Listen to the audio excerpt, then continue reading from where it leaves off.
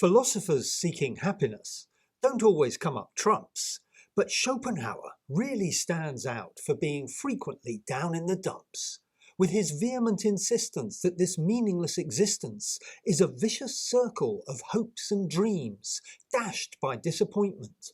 For the poster boy of pessimism, there's always a fly in the ointment. If he lived now with a mobile phone, at Arthur Schopenhauer would never tweet, "Life is sweet." For him, it's invariably sour. But given the chance to blow up the world, Schopenhauer wouldn't destroy it, as even though life is terrible, there are ways to enjoy it.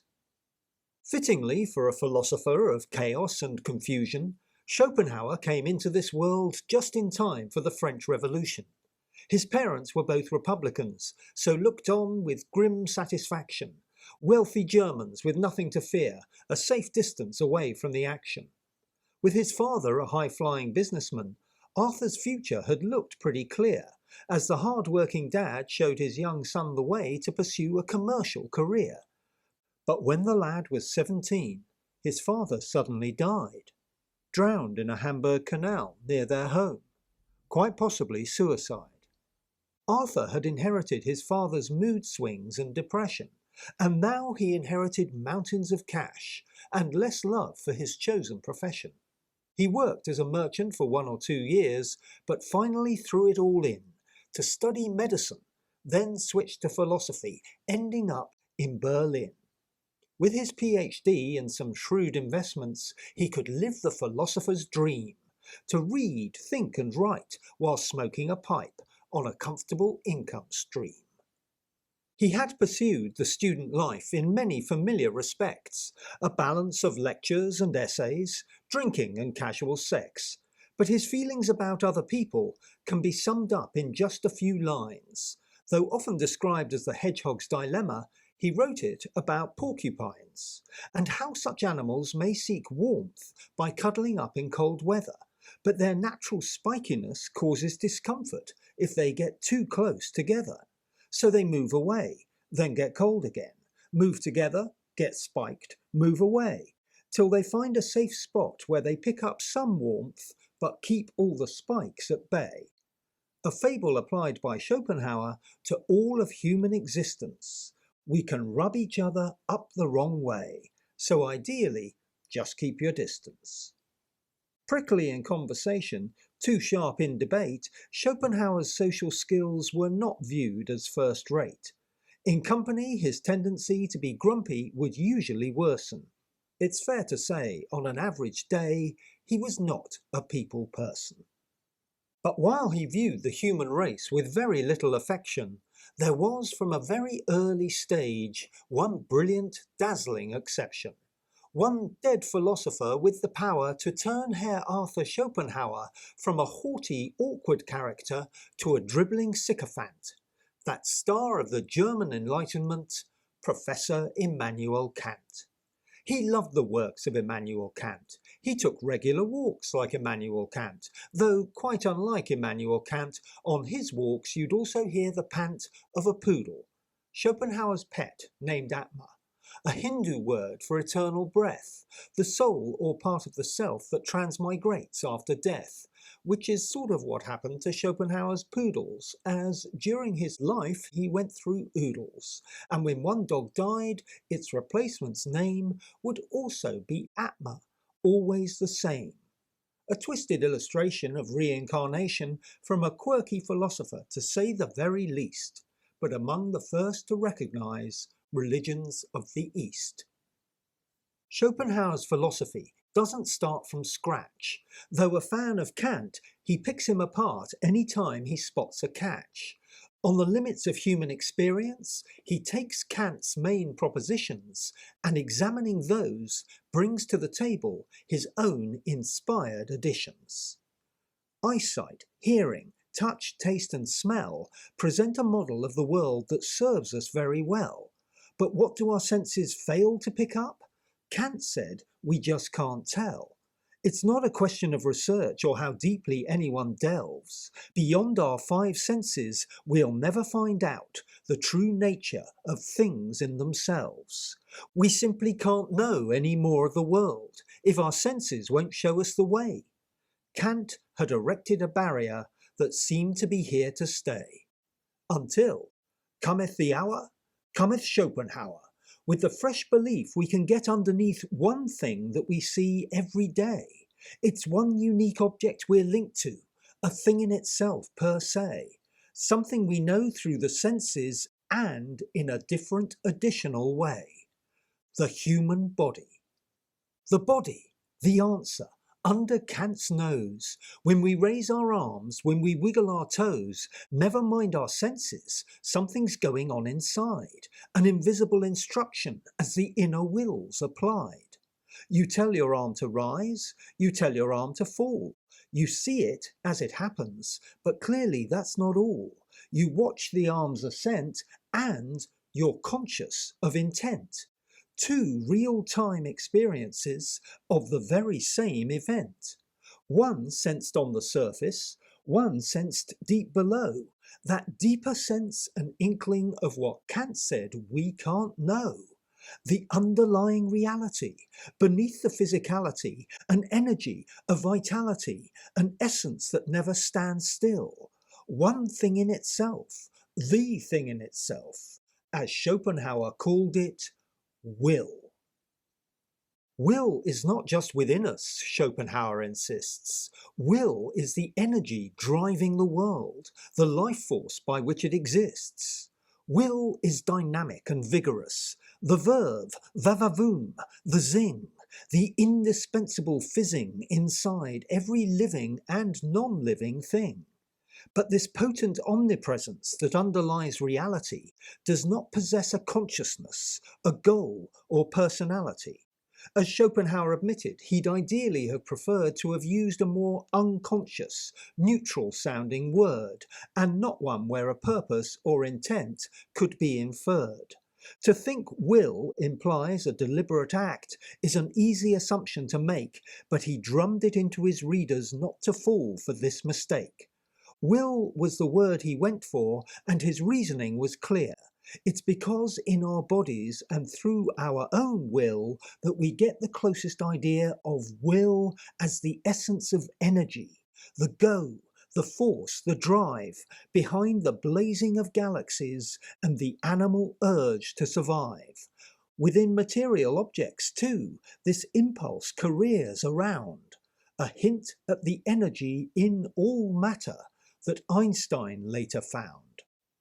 The World as Will and Representation, the best known of Schopenhauer's books, is a title describing what's under the surface and how, on the surface, it looks. In Schopenhauer's view of the universe, a divine force wasn't required. This is a world of pure raging will. There's no place for God. He's been fired. So what are the implications of a world where will is the master? For Schopenhauer, in every sense, it's a bloody disaster. Will is dynamic, kinetic, ceaseless, pointless, blind, unstoppable, unsympathetic, without sense, without end, without mind. And however it's represented, however it's understood, as a pitiless, purposeless energy, will is not a force for good. You just need to look at nature to see the evil of will, the cruelty and savagery as a creature makes a kill, how animals rip at their prey in cold blood, tearing them to pieces. The violence, the fear, the pain, the suffering never ceases. And what is true of animals is as true for the human race. Bloodshed, violence, suffering, injustice, then death, which we all have to face. And the underlying reality driving this brutality is will. And thanks to will, this world is hell, a dreadful place. And that's not all. There's more to will than the violence it spreads. Will gets into our psyche. Will lives inside our heads, firing up ambition and greed, inflating our sense of self-worth. We humans assume with our fabulous brains that it's we who rule the earth. But what is a human? A slave to will, full of cravings and desires that we strive to fulfill. And if we fulfill them, what happens then? A brief spell of boredom, then it all starts again. New cravings, new desires that we strive to fulfill. We swing on a senseless pendulum at the mercy of merciless will. The source of all trouble, will's infinite vigour, means we're eternally cursed. Life's a soap bubble. We blow bigger and bigger, knowing perfectly well it will burst. I'm Forever Blowing Bubbles is a song sung by football fans of West Ham United, their hopes often blighted in a way Schopenhauer understands. Schopenhauer's account of the pain that will inflicted was completely contradicted by one rival of the day. Georg Friedrich Hegel's take was everything's okay. Hegel believed in the progress of history, that we're all on the road to perfection. Charlatan, said Schopenhauer, it's the opposite direction. For him, Hegel's writing was pseudo-philosophy, in a style without life or lucidity. Mad mazes of words, mystifying nonsense, a monument to German stupidity. His hatred of Hegel was so intense that when lecturing in Berlin, he deliberately scheduled a lecture at the very same time as him. But audiences know what they like, hope or brutal will. Hegel won that contest about 200-0. In the history of pessimism, Schopenhauer's one of the kings, yet having a negative view of the world can help you find positive things, as thanks to his cheerless outlook, he was able to discover perhaps why we have compassion, why we feel for one another. His perception of will as a singular force binding us all in its spell had other ramifications apart from making life hell. When we see a human suffer, the reason we're deeply affected is the universal oneness of will. Beneath it all, we are connected.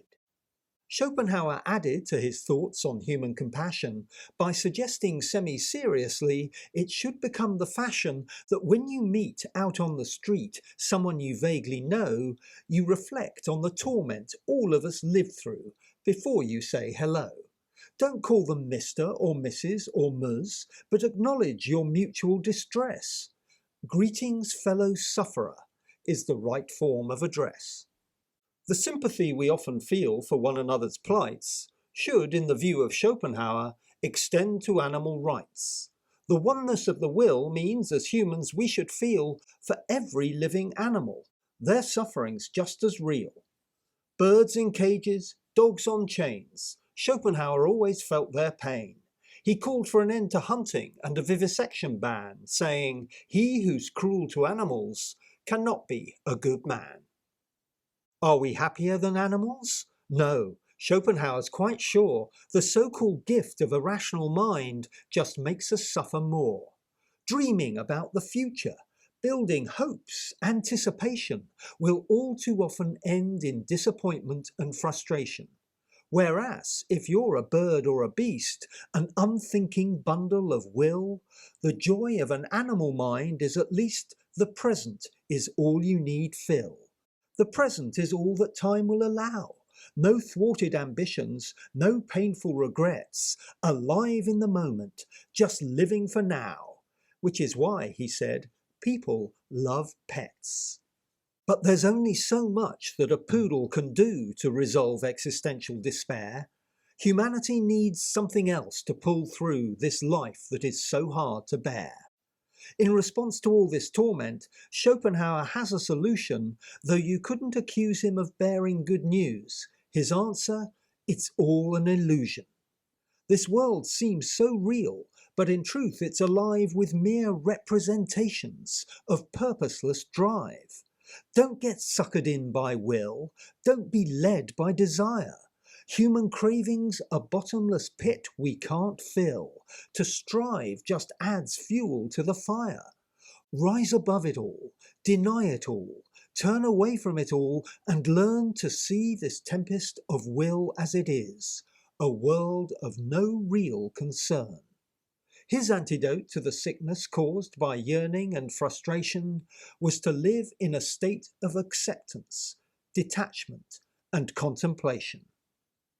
Denying desire in a world that is one, which leads to compassion with no need for God, Schopenhauer seemed, in his way, to be following the path the Buddha trod. The texts of Eastern philosophy had only just been translated, and the more that Schopenhauer read them, the more he felt vindicated. The parallels with his view of the world were ones he keenly embraced, as his own approach was thought through like science, the Buddha's religion-based. A fusion of thought, a theory of life with such similar attributes, one vision shared by East and West, but arrived at by separate routes. Meanwhile, beyond denial, he saw something else that makes life worthwhile, a slither of genuine nourishment for the hunger in our hearts. Schopenhauer found consolation, sometimes, in the arts. He played the flute almost every day, for an hour or so before noon, during which he routinely turned to Rossini for the fun of a good bouncy tune. But even more than the pleasure of direct participation, his cure for the ills of the tyranny of will was artistic appreciation. Music, painting, literature transport the imagination, taking our minds to another place, a fleeting liberation, away from our own existence, away from the run-of-the-mill. Through art we experience, if just for a moment, a world free of will. A moment when time and space and life and longing all stand still. Through aesthetic contemplation, we find sublime release from the burning, harmful drives that overwhelm our lives. Art takes us out of ourselves to find an inner peace. Artists return the compliment. His view of the human condition fed the minds of authors and playwrights who all gave him due recognition. Name-checked by Chekhov, Tolstoy and Proust, his cosmos of unfeeling will also shaped Hardy's Jude the Obscure and Tessa the d'Urbervilles. But art's healing power for Schopenhauer was in music most truly expressed.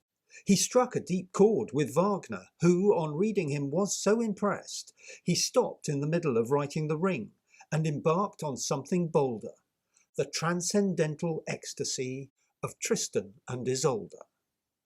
Schopenhauer's theory of the will brought to humankind genuine advances for the science of the mind.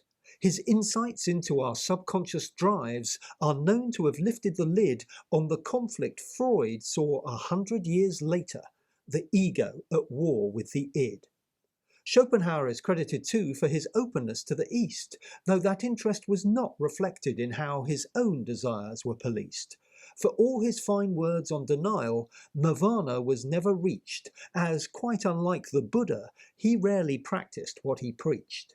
He dined fulsomely at restaurants, had plenty of loveless affairs, and as for compassion, was heavily fined when he pushed an old maid down the stairs. He had a problem with women. Misogyny flowed from his pen, though as one of humanity's porcupines, he wasn't much fonder of men. A colourful literary stylist, his writing is widely praised, and compensates a bit for the bleak issues that he raised. For a metaphysical vision, it's hard to find anything worse than his vicious, violent, mindless, pointless, dead-end universe. But call him Mr. Negative, and he'd brush off such attacks. A pessimist is an optimist in full possession of the facts.